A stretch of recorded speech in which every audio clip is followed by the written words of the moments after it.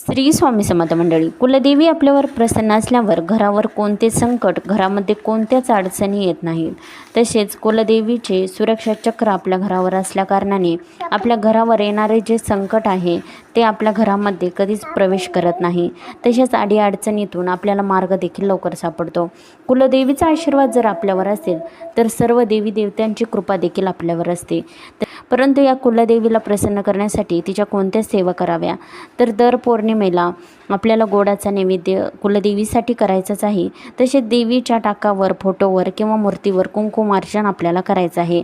देवी माहीत नसेल कुलदेवी कोणती आहे तर तुम्ही सुपारी मांडून ही सेवा करू शकता. कुलदेवीच्या नावाने पौर्णिमा किंवा मंगळवारी आपल्याला उपवास करायचा आहे. घरातील स्त्री किंवा पुरुष हा उपवास करू शकतात. तसेच कुलदेवीच्या नावाने दर मंगळवारी एक नंददीप घरामध्ये, देवघरामध्ये तेवत ठेवायचं आहे व सकाळी व संध्याकाळी किमान 11 वेळा